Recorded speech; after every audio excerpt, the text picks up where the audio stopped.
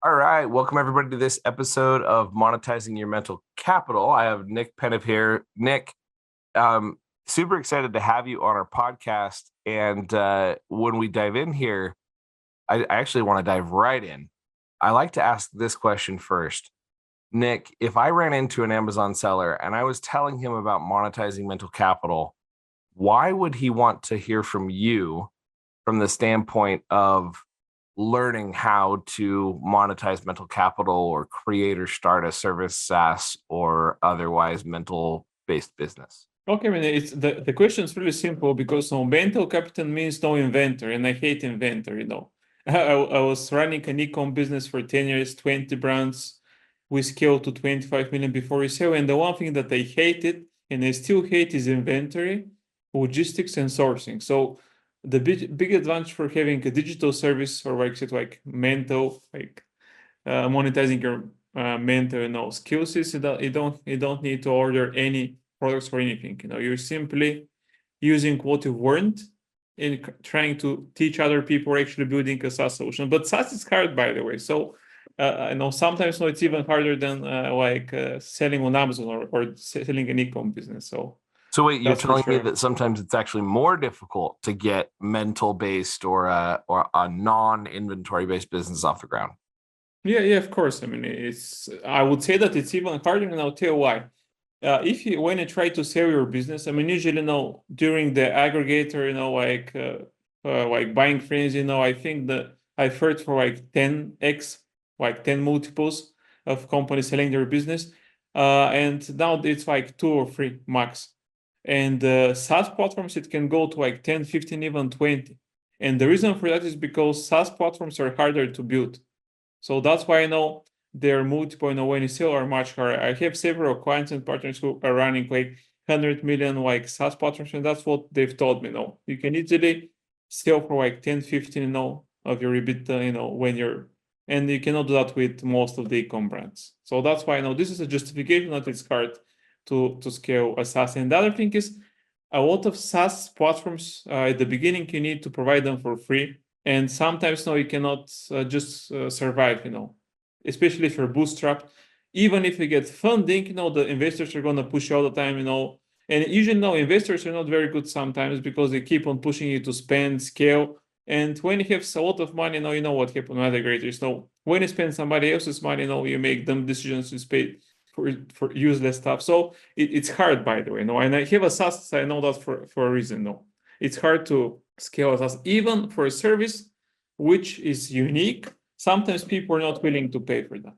And so you have now successfully scaled two different types of businesses, and one of them was an inventory based business, and the other is more on this monetizing mental capital side of it. Actually, I have four things, like one inventory and three mental. But let me give like some background about me. So I'm Nick Penev. I'm the co-founder of Extreme Power Brand Scale, Ecom Hot Sauce, and some other things that I do. But I started with my ecom journey like 14 years ago. I was actually working in an affiliate agency, and I saw they were actually running some deals for like supplements and this kind of stuff. And I saw a product called acai berry or acai berry. They call it the Yeah. magic Brazilian fruit. That was like 2010. Oprah was pushing that. There is a guy called Dr. Ross. I'm sure you know Yeah. this guy. Yeah. He actually testified in front of Congress for pushing like promoting all this like miracle supplements, whatever. So what happened is I got the idea, and actually I was one of the first selling like this type of supplements in Europe. At the beginning, I was just reselling popular brands, and then eventually, we developed our own private label brands. It was called Acai Verde because it was dry freeze organic. We're the first advertising on Facebook, and just to let you know how early it was, I was paying 1 cent per click on Facebook ads on some markets. Yeah, Nick, that so sounds like printing money. yeah, it was because I had to convince my other co-founders to actually get started because they didn't believe me. So what I did, I ordered stuff with my inventory.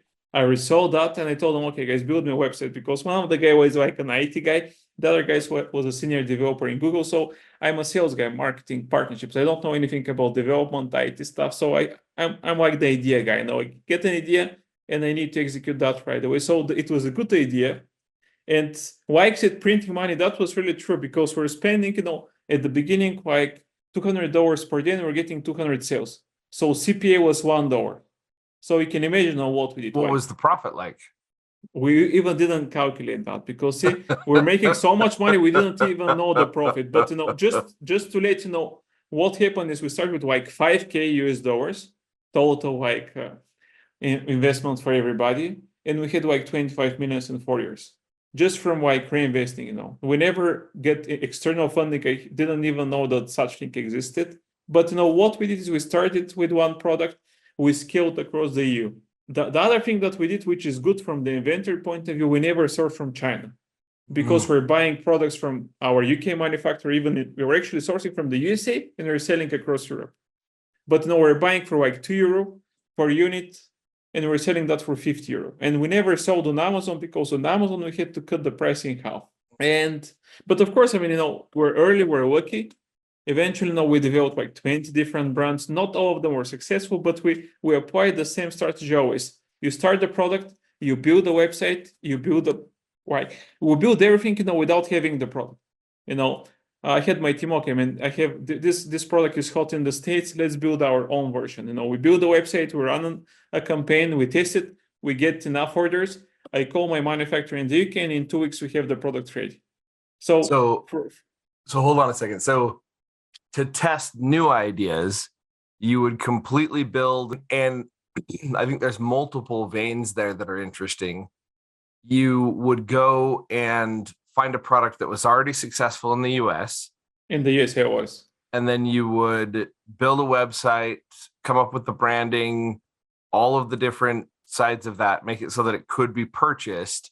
And were you like saying like it's on back order? So go ahead and exactly. No, we told them, hey, thanks guys for the order. We're out of stock. We're gonna get back to you in 2 weeks and we're gonna ship order. But the idea is not to make money. The idea is to test, to validate if the product is selling. And we did a test just in one market. Then we ordered the stock. Then we start actually building the websites for the other markets. Once we have the stock, we distribute that and we start selling. And the reason for that is because supplements. Actually, they change now very often. Each year there was a new product. There was the one called Garcinia Cambodia. There was one raspberry keton. There is like a deer antwer, from the deers, and which got banned in Europe. So we need to stop that. Then we actually did like a male enhancement product, which was probably our best seller because it really worked. People keep on ordering some of their supplements even though we're not selling them anymore. But the thing is, the execution was very quickly. Sometimes made some mistakes. We ordered stuff without testing that. For example, it was a product about to stop smoking. It was called Smoke Deter. I was 100% sure that it's going to work. I made an assumption. We ordered like 2,000 units.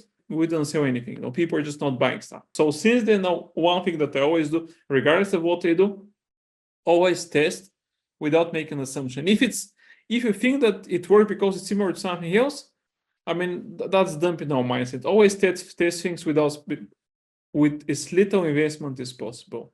Assume nothing, test it all. I love exactly. that. So, yeah. Nick, when's the first time you can remember monetizing your mental capital? I guess that's one of the first time with that, because I got the idea.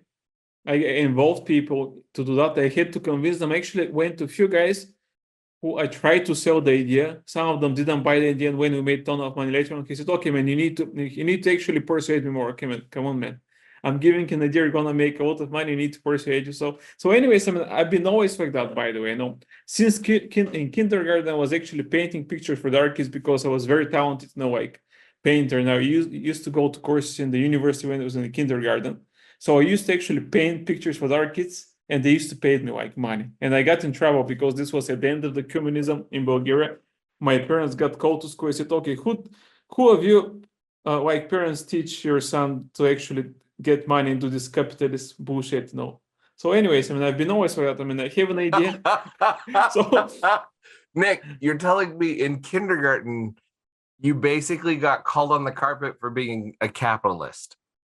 Yeah, exactly. Because I had like a jar. They found a jar with pennies in my walker. In the kindergarten, because I was very good in painting. So the kids wanted to paint stuff, and I was just getting like money for that. But But then, anyways, I mean, so then what Wait, happened? no, hold on. We got that's amazing. So you were really, really good at painting. And what made you realize, like, were you painting something else and another kid asked, like, hey, can I buy that painting from you? Or can I have no idea. See, my wife, she has recollections for as early as 2 years. The only thing I remember that I got caught and I was painting a lot. And I remember when I stopped painting, that's are my memories, because see, there was about to publish my paintings in a gallery in my hometown. I said the paintings would be there, and they didn't publish them for some reason. And my mother told me that I was going checking all the paintings. I would say, okay, this is Nicky's painting, this is Jim's painting, this is George's painting. I couldn't find mine, and I told them okay, and then I stopped painting, after that. So, and I ended my art career, back then when I was 6. So, I ended my art career when I was 6? Yeah. It was a good thing, I mean, artists don't make money until they're alive. So, I love it, Nick. I love it. That is just like straight up amazing, from a standpoint of like just hearing you, and hearing the way you, I mean, basically what you're telling me is your first memory of monetizing mental capital is actually pre-memory. Yeah, exactly. I mean, I remember what happened, but not the details. Like I said, no, I was painting stuff, and I assume this is how it happened. At the beginning, probably was painting them for free because that's how I do stuff right now. I always do stuff for free, and eventually, now once I see they want more, of course, I start charging. Like any business, I mean, you cannot make money from people before they see value in you. So I mean, I don't know the details, but I think this is what happened because something never changed. So. And that's how I made a transition, from the e-com business to what I did after that. By the way, my first time digging in on my own, trying to kind of dig into that, I was doing the same thing. I actually I borrowed a friend's camera and I started taking engagement pictures for my friends for free. And I figured out, I can actually charge for this because I would take the engagement pictures and they would tip me. And they were like, here's $100. Thanks so much for helping us. And the tips started getting so large that I was like, I should charge for this. And so I started charging people for taking engagement pictures of them. And I was borrowing a friend's camera. Like, it wasn't even my camera, right? That's so interesting. So, Nick, what do you think would have happened had you decided to continue painting?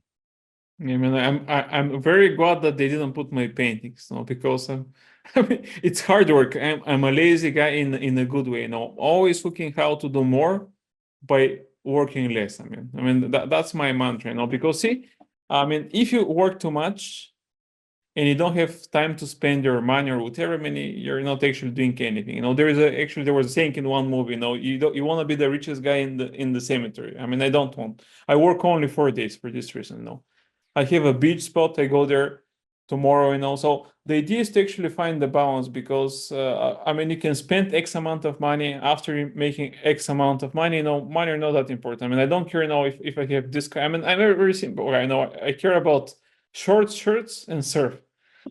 So usually, I look like a bum. I look like a bum. I on my beach spot. We work at a gated community, and when I go to our shop there, and sometimes they ask me, "Okay, what do you have an employee discount?" Because I look like a bum. So people don't know that actually I run these companies, but I don't care for this stuff, to be honest. I love it. I love it.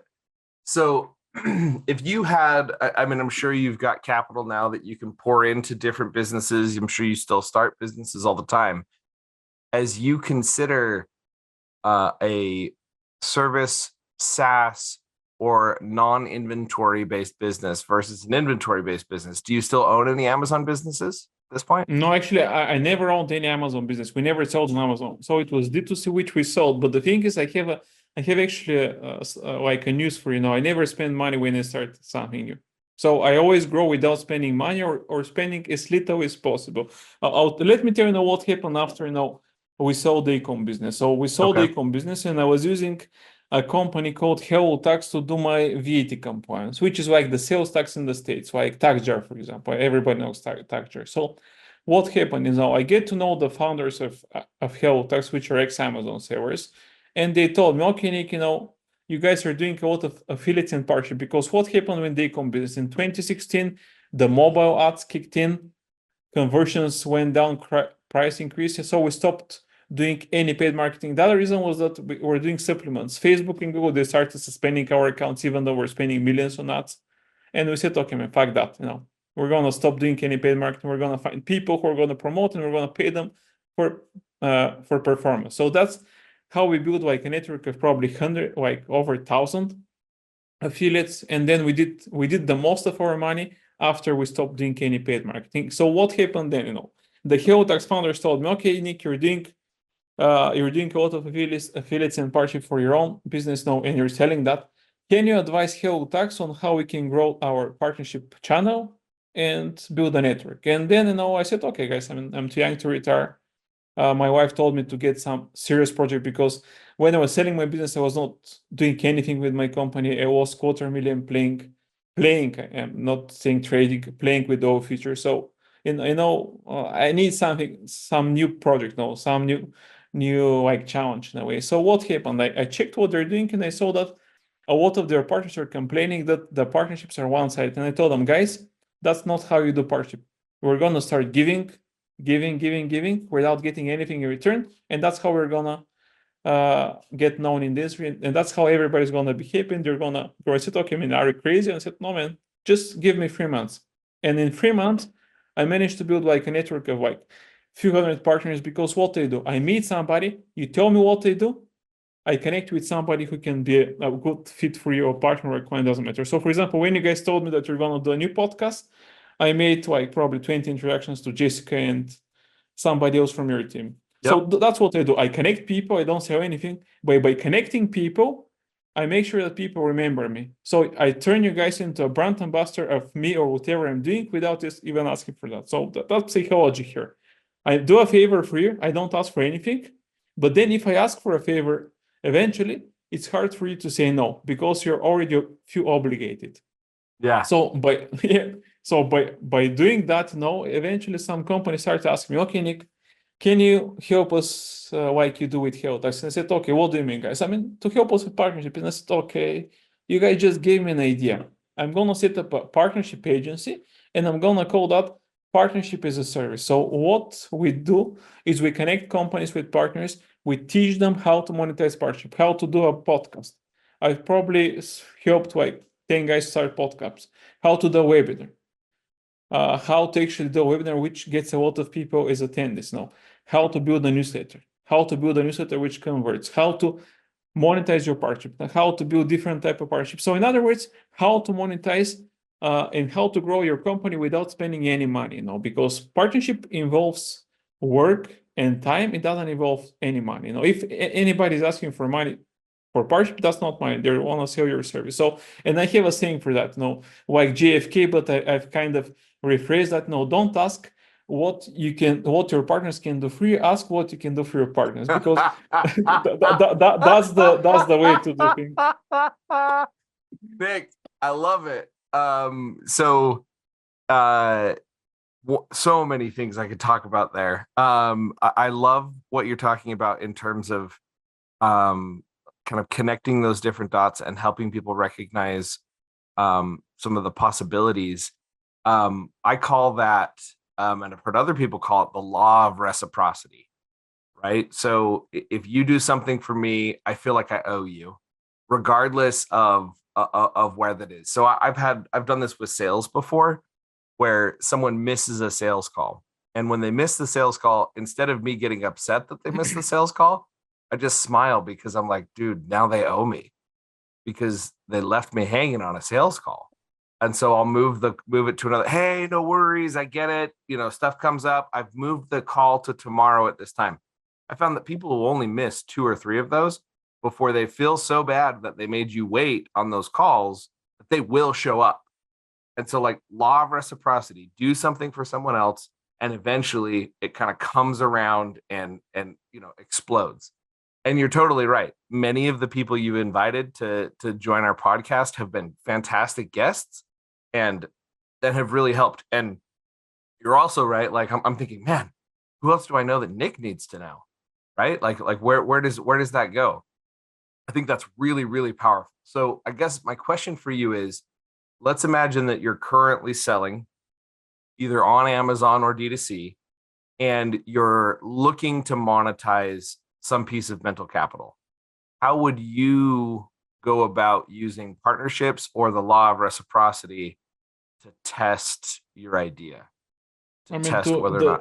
it's exactly what we're doing with you guys. The quickest and the best way is to set up a podcast, invite either industry experts or other Amazon brands to tell their stories, to tell their points, like horror stories and success stories. And then in the meantime, you're gonna casually mention what you guys are doing. It might be any kind of service, but you're gonna use your partners to create content. You're gonna distribute the content. You're gonna promote them, but you're gonna promote yourself, and because they're speaking, they're going to promote that on their social channels, so people on their network are going to see what to do as well. So by giving, you're actually getting. I heard somebody saying nobody has gone broke by giving. So that's the best way to actually monetize, like that, mental capital. Start giving, because people need to see. It might be the greatest.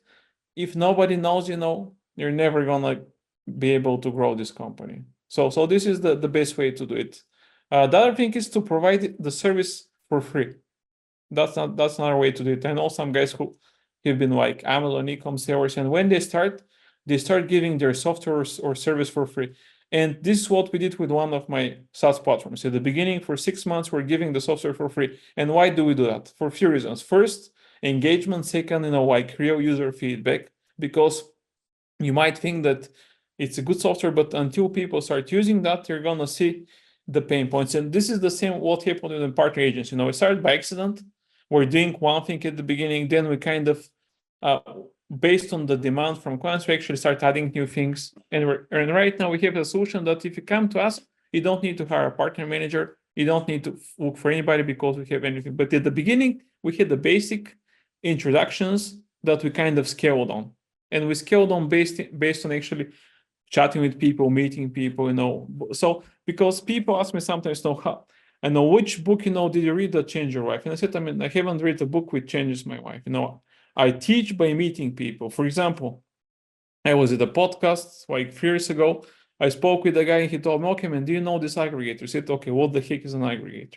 And he told me, okay, those guys they pay a ton of money to interest brands. I said, okay, man, that sounds curious. And I spoke with a few of the aggregators and I told them, okay, guys, and they told me, okay, Nick, we're paying 50K, now we have 200 billions. And I've spoken with many of them for a very short period of time. And I told them, okay, guys, I've spoken with everybody. You all guys are filter rich. You all guys are giving commission. Tell me why you're different. And they say, okay, what do you mean? Okay, tell me what you guys can do without any money.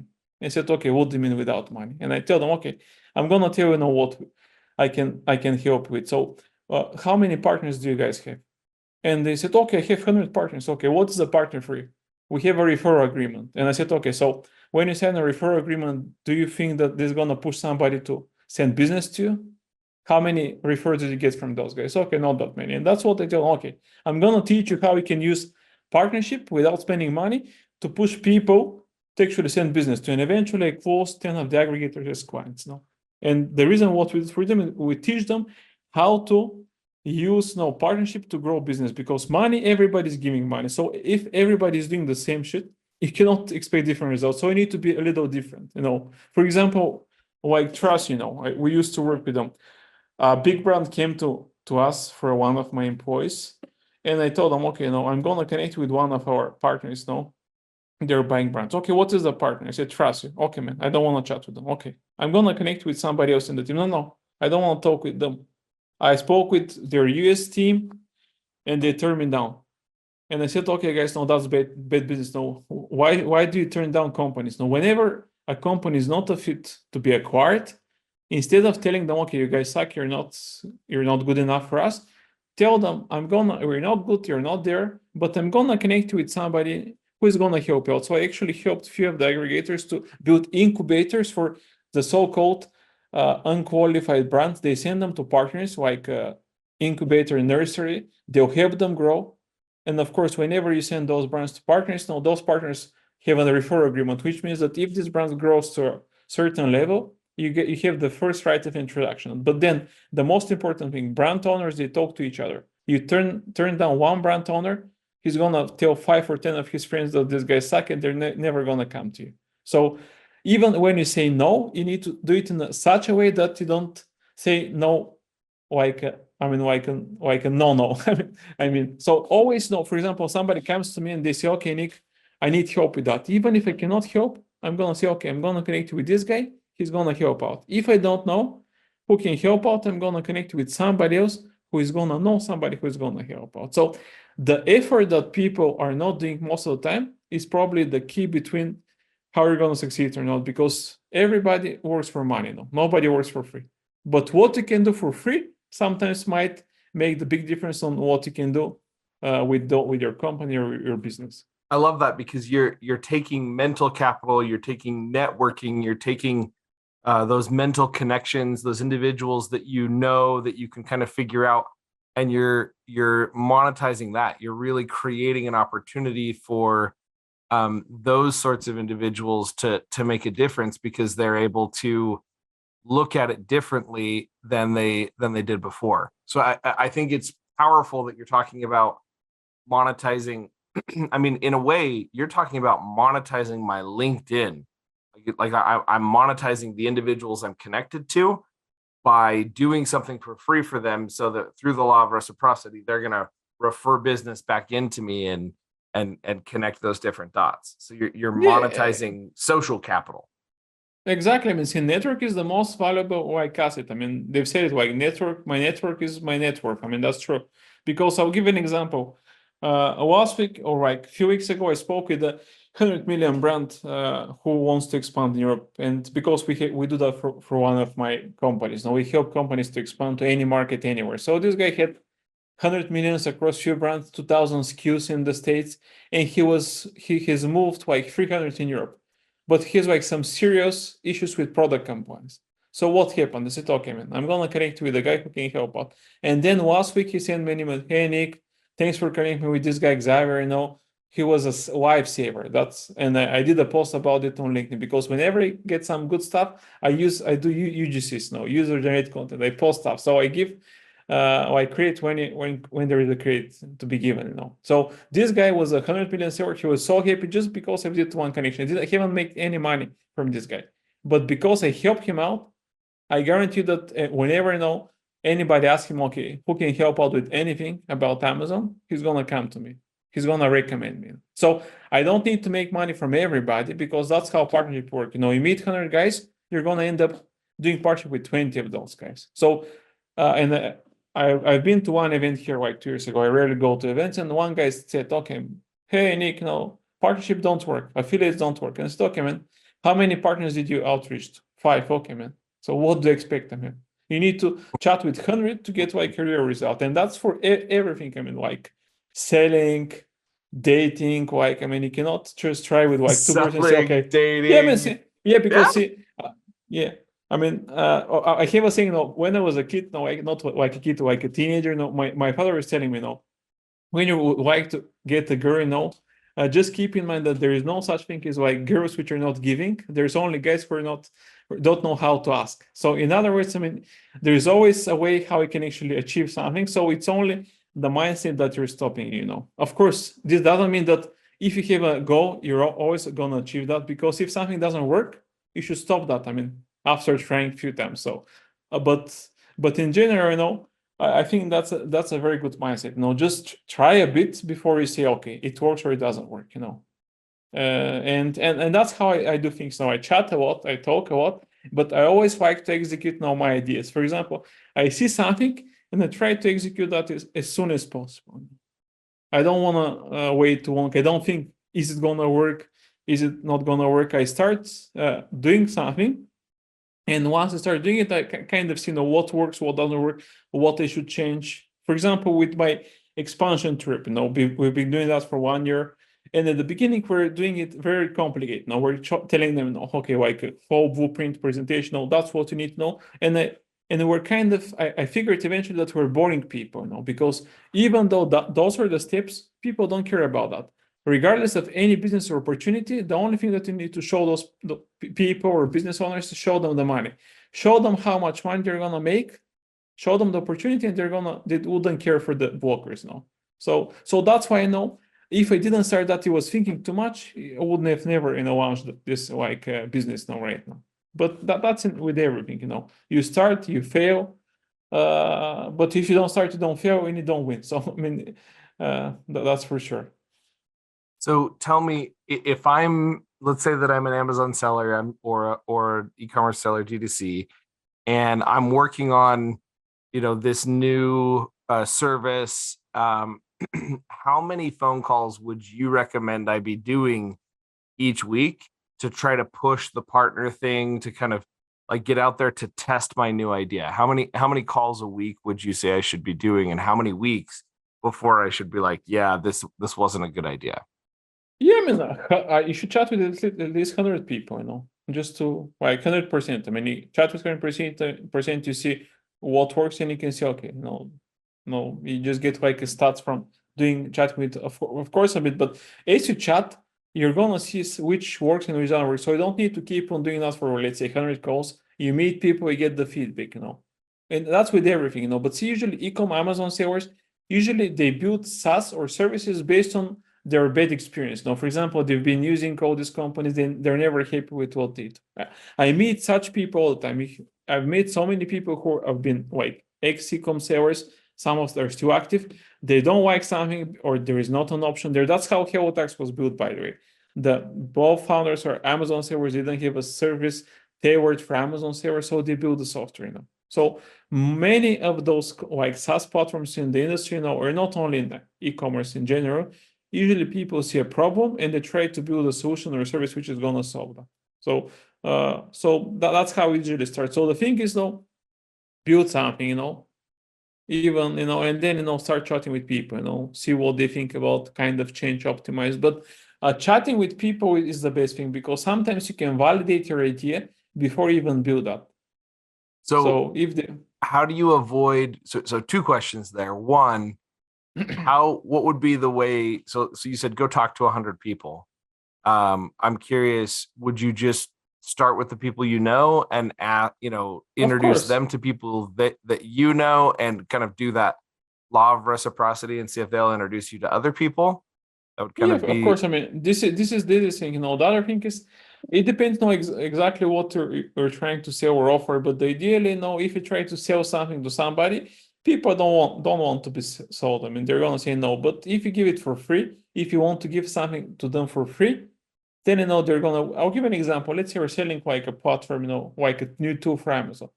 You're selling to agencies, for example. So what you can do? You try and message those guys on LinkedIn. You try to sell them. Some of them are gonna say yes. Some are gonna say no. Option 2.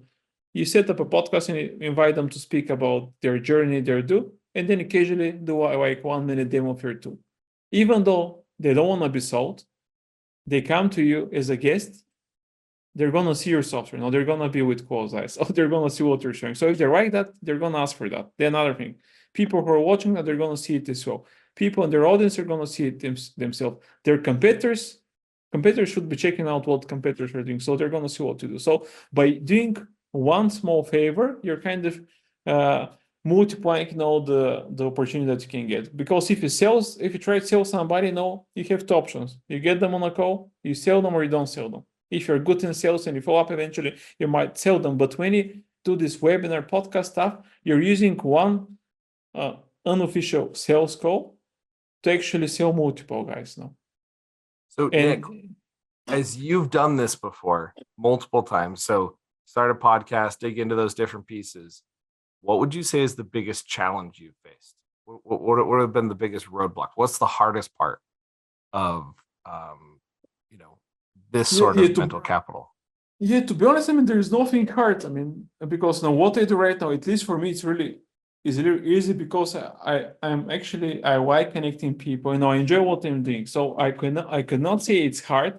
Probably our SaaS platform that we're building, this is the hard part. Offering something which adds value, and I know, because that's how I build my agency, how I build my network, how I build my newsletter. So I build businesses which make money while spending zero. So we build a SaaS platform, and we don't have enough paying users, for example, on the platform, even though you get ton of value, from that. So this is a challenge, And what is one of the reasons is that some people are not willing to pay for that. So we need SaaS. That's why I'm telling that services like agencies, they're easier. The challenge with some like agencies and services that the churn rate. So you need to build a so-called sticky product. When somebody comes, they don't leave. You need to provide so much value that if they leave, they need to find like few other companies. So I'm not saying that it's easy, but what I'm doing is I'm enjoying that. So that's why I couldn't say it's hard, I hear you. Okay, so as we wrap up the episode here, I have two questions that I kind of like to wrap out with. So let's imagine that you stepped into an elevator with a seller, and the seller's like, yeah, I do, 5 to 6 million a year, and really enjoying selling online, or whatever size sellers is best for you. You got 60 seconds in that elevator before they're going to step out.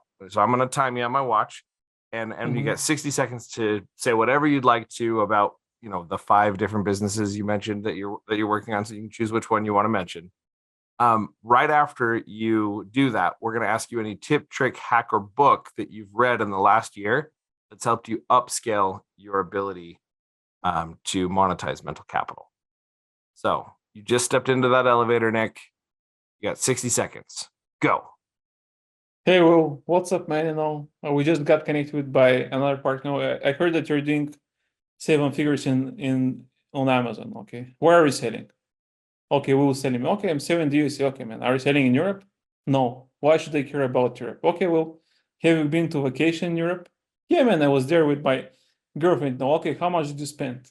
Okay, spend like 10K. Okay, man, do you know that now with 10K you can actually expand your business in Europe and make like another like 50% of what you're doing in the USA? Will, Nick, you're joking. No, man, I'm not joking. No. I know. Send me your Amazon store.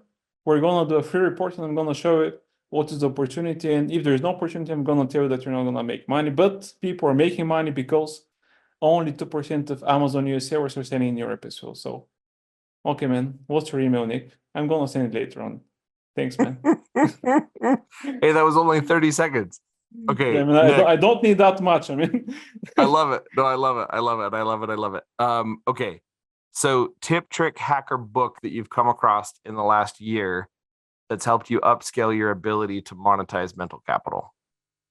just meet people. I mean, I read books, but just for fun, like crime books, like legal thrillers. No, I read books for fun, and I meet people to get ideas. So like I told you, I've built all the stuff that I do by meeting people and seeing what other people do. I see somebody has a newsletter. Okay, man, I would like to build a newsletter. I see somebody does a webinar. I don't like how they do the webinar. I'm gonna do it in a different way. I see somebody does something very cool. I implement. So I'm seeing what people do, and I'm trying to implement, take the best, and obviously remove what doesn't work. And that's what we do with clients as well. We kind of teach them how to work with people in a good way, because sometimes people are, and I know that for a fact now, because what we do, we send interactions to people. We've had clients that we meet, we connect with 100 people, they cannot close their service. And we have people who've done millions with our interactions. So the important thing is how you work with the people that you meet and what you take from those meetings. How many calls do you do a day? 6 max. So 6 for max. this, I have like 6 slots. I never do more than that, just by an exception, like right now, when I booked like the podcast, I try not to do more than 24. In the summer, I do less because in the summer we spend on the beach, so I don't do meetings in the morning. So like I do like probably 20 per week. But of course, not more than that. I love it, Nick. I think you've left us with some amazing tidbits here, and I'm super excited to share this with our audience. And I think that wraps our episode for today. Thanks so much for joining us.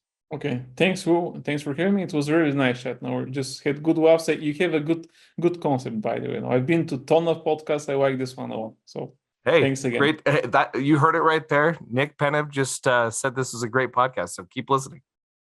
Yeah, do that, guys.